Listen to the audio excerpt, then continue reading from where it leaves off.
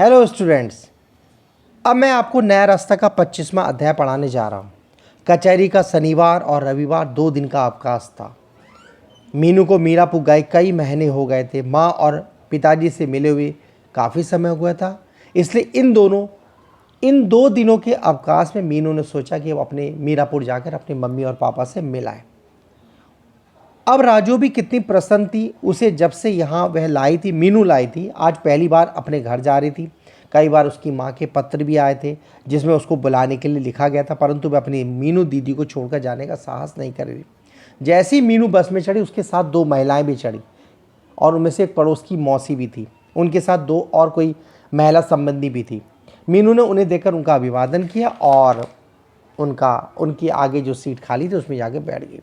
तभी मीनू की पड़ोस से मौसी ने पूछा, मीनू तुम्हारी वकालत तो अब पूरी हो चुकी है, अब क्या कर रहे हो? मीनू ने कहा कि मौसी मैंने अब मेरठ में प्रैक्टिस शुरू कर दी। अच्छा, प्रैक्टिस शुरू कर दी है, तब तो मेरठ में ही घर लेकर रहोगी? हाँ मौसी। अरे बिल्कुल, अकेली कैसे रह लेती है तू? मीनू की उन मौसी ने कहा, मैं अकेली कहाँ हूँ मौसी, ये राजू मेरे साथ है। कुछ भी हो, जब तक अपने घर का कोई ना रहता तो तब तक क्या। मौसी की बात मीनू के हृदय में चुभ गई। उन्हें शायद विश्वास नहीं था। मीनू ने सोचा कि यदि मौसी से अगर उसने थोड़ी देर बातचीत तो मौसी कुछ ना कुछ ऐसे शब्द का प्रयोग कर लेंगे जिससे उसका दिमाग खराब हो जाएगा। इसलिए उसने अपने बैग से उपन्यास निकाला और उपन्यास पढ़ना शुरू कर दिया। मीनू को पढ़ती देखकर मौसी ने अपने साथ बैठी जो महिला बैठी थी उससे बात करना शुरू कर दी। उस महिला ने पूछा, ये कौन है जिससे तुम बातें कर रही थी? मौसी बोली, ये हमारे पड़ोस की एक लड़की है। इसके माता पिता ने इसका ऐसा दिमाग खराब कर रखा कि शादी करने को तैयार ही नहीं हो रही है। मैंने भी इसके लिए एक लड़का बताया था पर इसने मना करा। अच्छा, वो महिला बोलती है, अच्छा, लड़कियों को सच में इतना नहीं सिर पे बैठाना चाहिए, फिर आगे चलकर बहुत परेशानी होती है। उस महिला ने मौसी की बात का समर्थन किया। और तो और इसकी छोटी बहन की शादी हो गई है, इसके भाई की भी शादी होने वाली है, बस ये कुंवारी बैठी रही। उन दोनों की बातें मीनू के कान में बुरी तरह से चुभ रही थी। मौसी के शब्द मीनू के हृदय में तीर की भांति चुभ गए। उसे समझ में नहीं आ था कि समाज में अपनी इच्छा से जीने का अधिकार किसी भी लड़की को नहीं है। एक लड़की को अबला जानकर उसे कुएं में धकेलने की कोशिश की जाती है। ये सब नियम है कैसे समाज के? मीनू का हृदय सब बातें सुनकर रो उठा। मौसी की बात जारी रही। वे बोले, इसके माता पिता को देखो, जवान लड़की को अकेले ही मेरठ छोड़ देते हैं। बताओ, आजकल के ज़माने में जवान लड़की को अपने से अलग रखा जाता है क्या? उनकी बात का समर्थन करते हुए महिला बोली, कहाँ जी, कल के दिन कोई नीच ऊंच हो गई तो जिंदगी भर के लिए मुंह काला हो जाएगा। उन सब की बातें सुनकर मीनू को लगा कि अगर उन दोनों की बातों का कड़ा जवाब देकर उनके मुंह बंद कर दे। परंतु मीनू एक सभ्य लड़की थी। वह बस में बैठकर इस तरह की बातें नहीं करना चाहती, फिर लड़ाई नहीं करना चाहती थी, इसलिए उसने इन सब की बातें सहन कर ली। मीनू ने अपने पास संयम रखा। वह समझ नहीं पा रहे थे कि हमारे समाज में स्त्री व पुरुष में इतना भेद क्यों है। यदि कोई लड़का अकेला रहता है तो समाज उस पर उंगली नहीं उठाता, चाहे वह कितना ही अपराध क्यों ना करता हो। परंतु एक लड़की चाहे वह कितना ही संयमशील जीवन क्यों ना व्यतीत करती हो, फिर भी समाज उस पर दोषारोपण करता है। अभी वह इन विचारधाराओं में तल्लीन थी कि बस मीरापुर के बस स्टेशन पर आकर रुक गई। जैसे ही उसने अपना सूटकेस उठाया, उसकी नज़र मौसी पे पड़ी। उन्हें देखकर मीनू का हृदय घृणा से भर गया। उनकी ओर भी बिना देखे वो अपने घर की ओर चल पड़ी।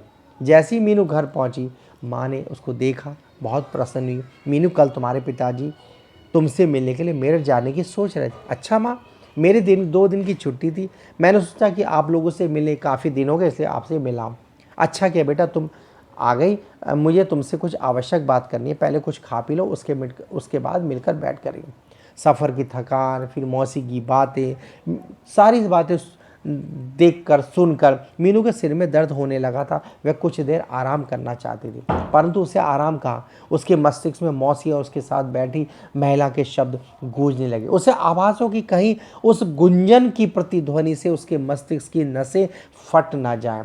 उसने अपने आप को संयमित किया। माँ के पास बोली, हाँ माँ। माँ के पास बोली, माँ के पास गई और फिर माँ ने उससे कहा, बेटी तुम्हारी प्रैक्टिस कैसे चल रही है? उसने बताया अपनी माँ को कि माँ, पिछले 2 महीने में मुझे 3 से 4 हज़ार तक रुपए मिल जाते हैं। वैसे अभी ज़्यादा समय नहीं हुआ है, 1 वर्ष 2 वर्ष में तो आशा है और अच्छी चलेगी। हाँ बेटी, परिश्रम का फल तो अवश्य मिलता है। तुमने इस योग बनने के लिए ही तो दिन रात एक किया। ईश्वर भी उन्हीं की सहायता करता है जो अपनी सहायता स्वयं करते हैं। तुमने कठिन परिश्रम किया, इसमें तुम्हें उसका फल दिया। हाँ माँ, इसमें आपका भी बड़ा योगदान रहा है, आपका आशीर्वाद मेरे साथ रहा है, क्योंकि यदि आप मुझे इस चीज़ में सहयोग नहीं देते तो शायद मैं आज इस योग ना बन पाती। मीनू, अब तो तुम अपने पाँव पर खड़ी हो, वकालत में पैसा भी कमा रही हो, परंतु बेटी, एक लड़की की ज़िंदगी सिर्फ वहीं तक सीमित नहीं है। बेटी, तुम्हारे अंदर चाहे कितनी ही योग्यता क्यों ना हो, फिर भी तुम एक लड़की हो। माँ, लड़की होना क्या एक गुनाह है? नहीं बेटी, जब तक लड़की का विवाह नहीं हो जाता तब तक समाज चैन नहीं लेने देता। उसके सबके हृदय में गलत भावनाएं शीघ्र प्रवेश कर जाती हैं। एक कुंवारी युवा लड़की को देखकर सभी उंगलियां उठाते हैं। हाँ, तो माँ, आपकी इच्छा है कि मैं विवाह कर लूँ? हाँ बेटी, परसों मेरठ से मायाराम जी वो अमित आए थे। कैसे आए थे? तुम्हारा हाथ मांगा। अच्छा, हाँ मीनू, मायाराम जी अपनी पिछली गलती पर बहुत शर्मिंदा थे। कुछ सोचते हुए मीनू ने सिर्फ हूँ ही कह सकी।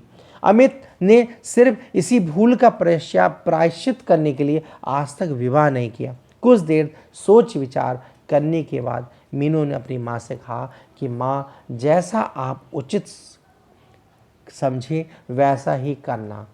लेकिन उसने अपने पिताजी से एक बात स्पष्ट रूप से कह दी थी कि पिताजी, जब भी आप मेरा विवाह करें, लेकिन आप मेरे विवाह में किसी भी प्रकार की फिजूल खर्ची मैं पसंद नहीं करूँगी।